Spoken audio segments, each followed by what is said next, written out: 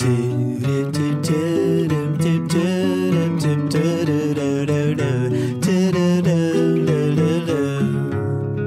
comprends pas. Ça me fait peur, je ne comprends pas. Mais je comprends pas, je ne comprends pas, je ne comprendrai jamais, je ne comprendrai pas pourquoi la Torah est-elle mutilée, pourquoi on n'explique pas, on ne montre pas tout, pourquoi on cache une partie de la Torah à nos enfants, pourquoi?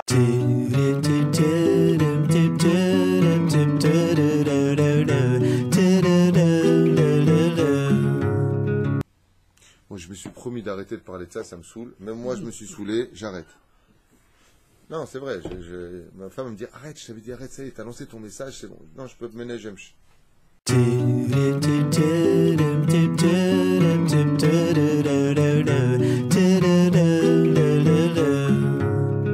Voilà ce que David arrive à construire.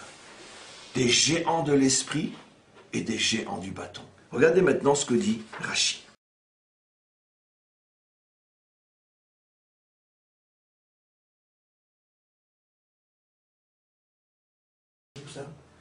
Rashi, tout de suite sur ce verset-là. Yoshev et Shevet Sanhedrin. C'était le Nassi du Sanhedrin. Le prince du Sanhedrin. Ça veut dire l'homme le plus capable en Torah de toute sa génération à l'époque du roi David. Mais quand il a le temps de faire du bâton, Ribono Shel Olam, quand Ve'utar Kemoni, il incarnait la sagesse. Mais seulement, il n'avait pas que la sagesse. Rosh Hashlishi, comment tu dois comprendre qu'il avait les trois? Av Benoï, c'était l'homme le plus beau de sa génération. Bechochma, l'homme le plus sage de sa génération. Ou Begvura, est l'homme le plus fort de sa génération. Voilà le genre d'homme que David voulait à ses côtés. Parce que ces genres d'hommes sont le symbole de la Malchut d'Israël. C'est tellement fort que là, est venu, on se laisse aller, on se met à pleurer, c'est pas possible. Non mais attends, ça fait 2000 ans qu'on attend ça. Ça fait 2000 ans qu'on attend ça. 2000 ans. Un juif qui est capable de combiner en même temps la force, la sagesse, la présence, le charisme, la beauté. Non seulement il n'y a pas de contradiction, mais comme a expliqué Michael, il voulait montrer que ça va ensemble. C'est justement parce que je suis un homme de Torah que je suis un homme de Gvura. Parce que la Torah me donne la Gvura. Qu'est-ce qui motive autant que la Torah d'Israël pour se battre pour le peuple d'Israël? Vous allez me dire, ah mais mon combat il est dans les livres. Et pourquoi lui, son combat il était dans les livres? Il y avait les livres et il y avait aussi le bâton. Rosh HaSanhedrin, le chef de la plus haute institution de Torah d'Israël. La yeshiva des yeshivot. Comprenez? Certains diront qu'il y a une qui passe au gars sur la tête. Ouais, c'est un datiléomi. Vous aviez parlé d'un raf qui faisait des pompes sur des pouces aussi. Ouais. À la fin de Masechet Souka, un raf qui tous les jours faisait des pompes sur les pouces. Bruce Lee. Fin de Masechet Souka, regardez, un raf qui tous les jours pour rester en forme faisait des pompes sur les pouces. Ça y est, Michael il va commencer aussi. C'est Ravli. Comment? Ravli. Ravli. Des pompes sur les pouces. Son prénom c'est Yo. Yo. Mais oui, mes amis, ça fait 2000 ans qu'on nous ment. Ça fait 2000 ans qu'on nous ment, parce que ça fait 2000 ans qu'on est en exil. Ça fait 2000 ans qu'on croit qu'un juif c'est uniquement... Non. Arrêtez. Non. C'est pas comme ça. Un talmud dans une main et un bâton dans l'autre. Ça, c'est le juif de la délivrance. Et ne vous inquiétez pas, il renaît ce juif-là.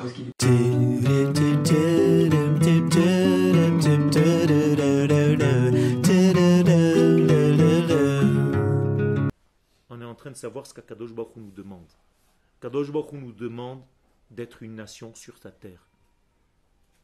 Ce que tu fais en attendant, c'est autre chose. Mais si tu n'as pas ce but et on t'enseigne pas que c'est le but, tu peux rester toute ta vie à faire ça. Si un jour tu me gênes en cours et je te fais sortir, si tu es un élève normal, qu'est-ce que tu fais au bout de 5 minutes? Tu toques, tu me dis, Kvodarav, est-ce qu'on peut rentrer, s'il vous plaît? Ça y est, je me suis calmé. Je dis, Bechavod, reviens. Mais maintenant, si tu sors et tu me dis, bon, maintenant, super, il me reste 3000 ans, je vais aller investir dans le couloir. Tu vas descendre en bas, tu vas commencer à acheter des fruits, des légumes, tu vas te monter une armoire ici. un lit, tout dehors ici. Tu vas fonder une petite école, tu vas amener des petits enfants à lire, à écrire, machin, une yeshiva, tu vas monter ici un supermarché, une synagogue et tout, dans le couloir. C'est normal? Je vais venir, je vais te voir investir dans un couloir, je vais te dire le pauvre. Je lui ai dit de sortir de la classe parce qu'il me gênait, parce qu'il a fait une bêtise. Au lieu de revenir à la classe, il a développé tout son judaïsme dans le couloir. Hors sujet. Ça veut dire si tu apprends la Torah sans avoir de Emouna, tu as aussi un problème. Tu vas devenir un ingénieur de Torah, un spécialiste de la Torah. Ça, j'en ai pas besoin, j'en ai à la maison. Il s'appelle Rav Google. Chaque fois que j'écris un mot, il me sort 10 000 références. Mieux que n'importe quel Rav. Il a une mémoire, je te dis même pas. D'ailleurs, je lui mets une kippa maintenant sur mon ordinateur et 2 péotes sur les côtés de l'écran. Et je l'appelle Rav Google. C'est pas ça la Torah. La Torah, c'est pas de savoir des pages de Gemara par cœur. C'est pas de savoir des mots par cœur. Tu dis, oh là là, quel Rav, il connaît tout. Non. Un véritable Rav, c'est celui qui va te donner le sens, la neshama de la chose. Après, il va t'expliquer comment pratiquement il faut faire les choses. Mais si tu ne sais même pas où tu te trouves, de quoi ça parle, quel est le sens premier, vers quoi tu veux aller. C'est comme celui qui commence un examen, et il est tellement ordonné que ce qui est essentiel pour lui, c'est de mettre les choses en place. Alors il est comme ça ici, il va sortir sa trousse. Ah, le crayon, il n'est pas bien. Un petit taille-crayon. Il va commencer à tailler. Il va poser le truc. Oh là là, j'ai fait un peu de poussière. Il va mélanger un petit ta. Au bout de 3/4 d'heure, il commence. Voilà. La sonnerie. C'est fini. Rendez les copies. Mais j'ai pas commencé. Ahmar, c'est normal. Tu t'occupes de tout ce qui est autour, sauf de l'examen que tu es venu faire. On peut passer notre vie à croire qu'on est religieux sans avancer dans le sens qu'Akadosh Baruch Hu veut nous faire avancer. Faire très attention. Je suis en Eretz Israël. J'ai dit à Akadosh Baruch Hu, je veux vivre avec toi ici. La dernière fois, j'ai dit à quelqu'un que les gens, ils sont gentils. Alors bien sûr, il y en a qui me critiquent dans ma façon de parler, mais il y en a qui ne comprennent pas la valeur d'Eretz Israël. Je lui ai dit gentiment à une personne, tu sais, Bechutz Laaret, il n'y a pas Dieu. Il me dit, quoi? Il n'y a pas Dieu? Je dis, attends, si tu fais allusion au passouk où il y a marqué Hachem Emalet Kol Haaretz Kevodo, ce que je vous ai expliqué hier soir, comprends ce que tu dis. Dieu remplit le ciel et la terre de sa gloire. Sa gloire, pas lui. Lui, il est ici. Et la preuve en est, quand tu pries, s'il était là-bas, par il tourne pas vers la tour Eiffel. Pourquoi tu te tournes vers Yerushalayim, Tibane Betikonen? Parce que tu pries Dieu. Donc tu pries dans la direction où il est. Kipshuto. Le pire, c'est que si c'était un ignorant qui me le dit, Imshum, je comprends le pauvre, il faut des explications. Mais c'est un religieux qui me le dit, qui étudie. Apparemment, il n'étudie pas très bien. Pauvre Beretz HaKodesh. Les yeux de Dieu sont de l'année, début de l'année jusqu'à la fin de l'année ici. Beretz HaKodesh. On fait une synagogue direction Eretz HaKodesh. Comme dit le Shulchan Aruch. Il est interdit de faire une belle synagogue en galoute. De peur que les gens s'y installent. Mais tout ça, apparemment, ce sont des séifim qui ont disparu de certains livres. On vient en Eretz Israël. Hava, Nagila, Hava, Nagila, Hava. C'est exaltant les premiers jours. D'accord? Mais une fois que la lutte de miel est passée, tu commences à prendre les premières claques. Puis tu n'as plus de place nulle part parce que tellement ça frappe de tous les côtés. Alors on va voir si je vais revoir ma Normandie. C'est la chanson. Et il y en a plein qui vont revoir leur Normandie. Pourquoi? Parce qu'ils sont venus pour être exaltés. Ils ne sont pas venus pour vivre en Israël. Ils sont venus pour être exaltés. Ils n'ont pas été exaltés, ils sont partis. Ou ils viennent pas carrément. David a regardé son image. Qu'est-ce que je suis? Je suis un bon berger auquel les moutons font confiance. Eh bien c'est ce que je serai avec Hachem. Je serai un bon mouton qui fera confiance à son berger. Et même si des fois je ne comprends pas où il m'emmène, je lui fais confiance. Parce que mes moutons aussi, des fois, je les oblige à quitter ce pâturage et puis ils font « Ben, pourquoi? Mais on était bien là, pourquoi on s'en va? Mais arrêtez, je vous emmène dans un meilleur pâturage. » Oui, mais en attendant, ils boutent tous. Pourquoi? Parce que jusqu'à ce qu'on arrive au meilleur pâturage, il n'y a pas de quoi manger, David, on en a marre, c'était bien avant, tu nous saoules. Mais attendez, je vous emmène dans un meilleur pâturage. Et ben David s'est dit, en réalité les hommes c'est comme des moutons. Quand on leur donne un morceau d'herbe, ils veulent plus lâcher. Quand on dit viens on va te donner mieux, ah oui mais on n'aime pas les changements. Bon, c'est vous qui faites le cours, c'est moi. Parce que David, dans son naissance, n'aspirait qu'à une seule chose, être un berger. Vezachar tamid yerhekedem, il se souvenait tous les jours de ces temps qu'il languissait tant, qu'on appelle yerhekedem, ça veut dire mot à mot sa lune de miel. Atovim be'enav, qui étaient les meilleurs jours de sa vie. Miketer amlucha, beaucoup plus cher à ses yeux que la couronne de roi. Venidme baiser. Et je vais te donner un exemple à quoi ressemble David, la vie de David. Keben Meler prend l'exemple d'un fils d'un roi, Yoresh Hatzar, qui normalement devrait être roi après son père. Asher Ma'az Beshevet Malchut. Mais lui, il avait un tempérament très hippie, très ci, très ça, l'administration, la direction, c'est pas pour lui. Lui, ce qu'il voulait, c'est partir et vivre comme un nomade. Et donc, il s'est enfui. Vaïfrar liot chaye aprishut, il préférait vivre séparé du royaume et de toutes ses intrigues, etc. Ve'anezirut, et il a vécu comme un homme qui se consacre, on pourrait dire, à Dieu. Besukat notzer asher asalo beyar be'erev, il a trouvé un endroit dans la nature, il s'est construit une petite cabane, lui, le fils du roi, et il vivait là-bas avec ses moutons, avec ses fleurs, avec ses trucs, machin, un écolo. Très bien. Seulement le problème, c'est que le roi est vieilli, il a besoin maintenant d'un héritier. Le roi, il a appelé un de ses serviteurs, il lui a dit, va mettre le feu à sa cabane. Vous allez voir, c'est à pleurer cet exemple, ce que vous allez voir après, vous allez voir, c'est extraordinaire. Va mettre le feu à sa cabane. Moi, j'espère que je vais avoir le temps de tout expliquer. Après,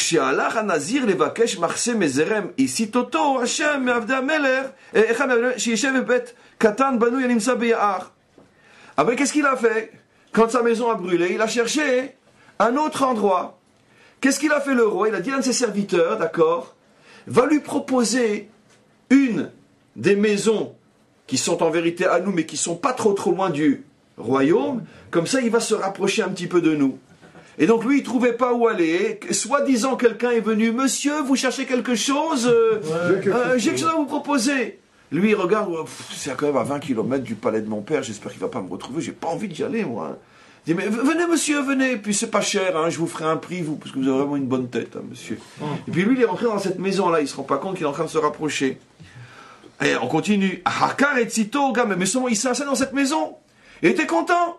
Et puis comme il réussissait bien avec sa culture de chou, il avait qu'à payer son loyer. Alors qu'est-ce qu'il a dit le père? Il a dit, bon ben, brûlez la deuxième maison. Il est installé, allez, brûlez-lui la deuxième maison. C'est à pleurer, il y en a beaucoup qui comprennent déjà. C'est notre vie les amis, c'est notre vie, c'est notre vie. À chaque fois qu'on s'installe dans quelque chose qui n'est pas encore ce qu'Hachem voulait pour nous, qu'est-ce qu'il fait? Il nous le fout en l'air. C'est les épreuves de la vie, c'est tout ce qui...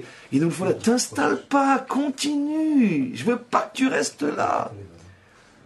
Plus un homme est éprouvé, et plus il avance grâce à ses épreuves. C'est cette histoire-là. T'installes pas dans la cabane, t'es un roi. Oui, mais moi j'aime vivre comme un hippie. Mais t'es un roi. Mais j'ai pas envie d'être un roi. Mais je me fous de ce que t'as envie. C'est pas toi qui choisis, c'est moi qui t'ai créé. Je veux que tu sois un roi. J'ai pas envie. Mais c'est pas, tu veux pas. Je vais te foutre en l'air ta cabane. Si tu comprends pas avec le Moar, tu vas comprendre avec le Kohar. C'est notre vie, les amis. D'accord? Il y en a qui sont très jeunes ici, il y en a qui sont plus âgés. Pour les jeunes, vous n'avez pas encore compris. C'est pas encore pour vous. On vous laisse dans votre cabane. Mais pour les vieux comme nous, d'accord? Combien de cabanes on nous a foutu en l'air dans notre vie? Avance, continue à avancer. Continue à avancer. Je veux que tu sois un roi. T'installes pas. On continue. Alors, bon, ben, la deuxième maison a été brûlée aussi. Alors, toujours la manigance. On lui propose une maison un peu mieux que les deux premières, elle est encore un peu plus proche du palais. D'accord. Karov Yoter El Haïr, plus proche de la capitale. Et à chaque fois qu'il s'installe, vient un nouveau bandit qui lui brûle la nouvelle maison. Il n'arrive pas à s'installer, mais à chaque fois on le rapproche un petit peu. D'accord. Mais mes amis, mais qu'est-ce qu'il fait Hachem, si ce n'est ça constamment? Ah super, est-ce qu'on est bien à Casablanca? Il n'y a plus de Casablanca. Est-ce qu'on est bien à Marrakech? Il n'y a plus de Marrakech. Est-ce qu'on est bien, et encore, vous avez quitté l'Afrique du Nord sans valise, mais vivant. Mais est-ce qu'on est bien à Vilna? Il n'y a même plus de valise à prendre, il n'y a plus personne. D'accord? Ça veut dire, est-ce qu'on est bien à Los Angeles, à Miami, à New York, à Admira Esrim? D'accord. Très bien. Hachem passe son temps à brûler les maisons. Non, il n'y a qu'un seul endroit où tu as le droit d'être bien. C'est là où apparemment, c'est le plus difficile à sentir bien. C'est à Jérusalem. Mais qu'est-ce qu'il a fait Hachem dans toute notre histoire? Est-ce qu'on est bien en Espagne? Vous vous rendez compte?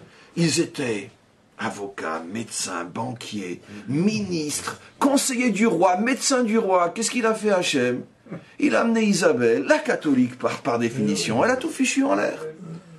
Est-ce qu'on était bien à Berlin? Un avocat sur deux était juif à Berlin dans les années 30. Un avocat sur deux. D'accord? Je continue pas parce que c'est déjà infâme de continuer. Etc. Mais c'est comme ça que ça se passe. À chaque fois que les juifs veulent s'installer dans une cabane, mais très loin de Jérusalem, qu'est-ce qu'il fait Hachem? Il brûle la cabane. Mais c'est aussi simple que ça. D'accord? Ah, on est bien, quand même. C'est quand même Hachem qui n'est plus ami. On était bien dans le 19e. Qu'est-ce qu'il a fait Hachem? Il a amené nos voisins. C'est pas grave, on va partir dans le 17e. D'accord? C'est pas grave. Qu'est-ce qu'il fait Hachem? Les voisins, c'est pas grave, on va partir dans le 16e. Très bien. Mais qu'est-ce qu'il a fait Hachem dans le 16e? C'est pas grave, il nous reste encore le 7e. Et une fois que le 7e aura brûlé lui aussi, parce que Paris, c'est pas brûle-t-il, Paris brûle. Une fois que dans le 7e, il n'y aura plus de place pour un juif, qu'est-ce qu'il te restera à faire? Bon, on va partir à Jérusalem. Mais finalement, c'est ce que Hachem veut. Comment? Oui, bon, en attendant, on part à Montréal, en attendant, on part à Miami. Mais c'est pas grave. Même Montréal et Miami vont brûler. Pourquoi? Parce que c'est marqué dans la Torah. Il n'y a qu'un seul endroit où ça ne brûlera pas. C'est à Jérusalem. Jérusalem. Non, je parlais comme ceux qui croient que ça va pas brûler. Très bien. Mais regardez les Juifs comme ils s'en foutent. Ils passent du 19e au 17e, du 17e au 16e. Il y en a qui commencent à rêver au 7e. Et puis après, ils partiront à Miami. Mais vous êtes fous, les gars, lisez le Malbim. C'est Chaval pour toutes les maisons qui vont brûler. Directo, à Jérusalem. Bien sûr. Il est magnifique. Ça, il faudrait, mes amis, ce texte-là, il faudrait l'imprimer en centaines de millions d'exemplaires, le traduire en plusieurs langues et l'envoyer dans toutes les communautés du monde entier. Ça, c'est l'histoire qui nous est arrivée jusqu'à aujourd'hui, et c'est là malheureusement aussi la suite de l'histoire pour tous ceux qui croient qu'on peut faire des détours avant d'arriver à Jérusalem. Absolument. C'est l'histoire. Elle est magnifique. Alors on continue. Et donc, finalement, à chaque fois, il se rapproche. Et donc, Azivina ben Anazir, jusqu'à ce que le fils, à force de pleurer sur ses maisons brûlées, à Vilna, à Meziboj, à Berlin, à Paris, à Meknes, à Casablanca, et à force de pleurer sur toutes ces maisons brûlées, il a commencé à dire, chez Kolma, chez Karalo, que tout ce qui m'est arrivé, Ayam et Tarbulot Aviv, c'était uniquement un complot de mon père pour m'obliger à sortir de ma vie verte, écologiste, de ma vie verte, d'accord, pour reprendre une vie blanc-bleu, couleur d'Israël. Am Israël, Am Israël, Am Israël, Am Israël, Am Israël, Am Israël, Od Avinu Chai, Od Avinu Chai, Od Avinu, Od Avinu, Od Avinu Chai, Od Avinu Chai, Od Avinu Chai, Od Avinu, Od Avinu, Od Avinu Chai, Am Israël, Am Israël, Am Israël Chai. Bien sûr, c'était que ça. C'est exactement. Mais alors il continue et il dit, mais à chaque fois, je vous le lis maintenant, vous lirez ces fabuleux ce commentaire, à chaque fois qu'il était dans la maison de son père, et puis que c'était dur malgré tout de se repréparer à être un roi, il disait à son père, oh, j'étais mieux dans mes champs. D'accord. Et le père lui disait, on s'en fout de ce qui était mieux pour toi. On vit par devoir, pas par plaisir. C'est sûr qu'on est mieux à Los Angeles ou à Miami qu'à Jérusalem. Mais on s'en fout. On ne vit pas par plaisir, on vit par devoir. Et le devoir d'un juif, c'est d'être à Jérusalem. Un jour, j'ai donné un cours à Nice. Il y a une vieille femme qui est venue et m'a dit, Monsieur le rabbin, comment ça se fait que les rabbins d'ici ne nous parlent pas comme toi? Je dis parce que tous les rabbins qui parlent comme moi, ils sont déjà partis. Baruch Hashem. Moi, j'ai pas d'intérêt, c'est juste un message d'amour où doucement, doucement, Bezrat Hashem, le peuple d'Israël doit s'orienter non pas vers Los Angeles, non pas vers le Canada, non pas vers des pays étrangers, mais vers la terre d'Eretz Israël. Et pourquoi? Parce que nous aussi, on a besoin de vous ici. Il y aurait eu les élections bientôt là. Si on était plus nombreux, on aurait voté Bezrat Hashem pour un parti beaucoup plus religieux, un parti où il y aurait plus de hardout pour nous, alors que du côté de la gauche, ils sont tous en train de... En ce moment, vous allez voir qu'est-ce qui se passe? Ils sont en train de s'unir avec Tzipi Livni et tout ce qui se passe. On a besoin de vous, les mecs. On a besoin de vous. Venez nous aider à construire ce pays au lieu de le critiquer, ce pays. C'est ça que je demande. Allez, venez. Si Mimélé, on était bien en France, je comprends. Mais tout va dans une direction où tout s'effondre. Alors préparez-vous. C'est méchant de dire ça. J'ai insulté quelqu'un en disant ça. C'est dramatique de demander aux rabbinim des communautés d'orienter leur communauté vers Eretz Israël, de déplacer, de prendre leur Sefer Torah, de venir faire des contrats avec des kablanim. Venez, on va tous se déplacer ensemble. Ils ont fait un travail extraordinaire, je ne le critique pas grâce à Dieu. Seulement aujourd'hui, il faut changer, orienter, parce qu'on est dans un virage de l'histoire de l'humanité. Et qui vivra, verra. Non, la volonté d'Hachem, c'est de révéler son nom dans le monde à partir de la terre d'Israël. Ki mitzion tetse Torah ou dvar Hashem mi Yerushalayim. C'est tout. Nous avons des prophéties. Maintenant, si tu as envie de faire une Torah que tu t'es inventée, c'est autre chose. Moi, je lis ce que la Torah nous dit, ce que les prophètes nous disent. Et c'est tout. Quel est le dernier mot de tout le Tanakh? Non, ça c'est de la Torah. Non, du Tanakh, pas de la Torah. À propos de Koresh, quel est le dernier mot? Allez, vas-y, lis-le là-bas. Veya'al, c'est-à-dire monter en Israël. J'ai pas entendu. Et qui c'est qui nous le dit ça? Koresh, qui a reçu une prophétie d'Akadosh Baruch Hu qui lui dit, dis aux enfants d'Israël que tous ceux qui ont compris, Vaya'al, qui monte. Le dernier mot du Tanakh. Le Tanakh se termine. Qu'est-ce que tu veux de plus? Tu as fait Mincha ce Shabbat? Tu as fait Mincha, qu'est-ce que tu as dit dans Mincha? Ata Echad, Veshimcha Echad, Umi Ke'amcha Israël, Goy Echad, Ba'aretz. Et la lumière fut. C'est-à-dire, où est-ce que nous sommes un seul peuple? Seulement en Eretz Israël, comme ça dit le Zohar, sur le même verset. Be'eretz Israël em Goy Echad. Donc si tu veux révéler l'unité divine, toi-même tu dois être l'unité au monde. Comment est-ce que tu révèles l'unité? En manifestant tout le peuple d'Israël sur sa terre.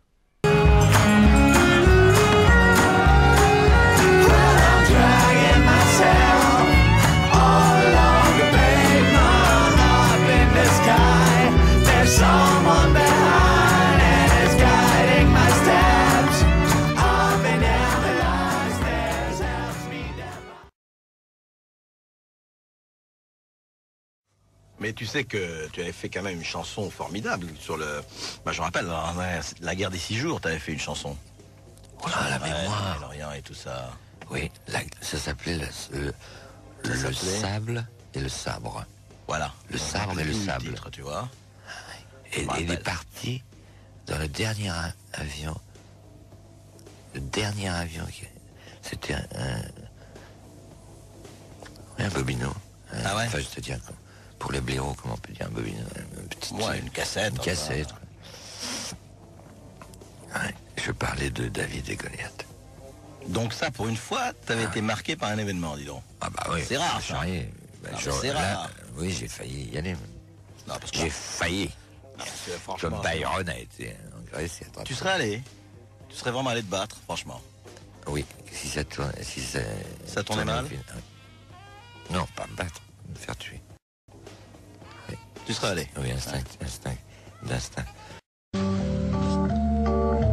Oui, je défendrai le sable d'Israël, la terre d'Israël, les enfants d'Israël. quitte à mourir pour le sable d'Israël, la terre d'Israël, les enfants d'Israël.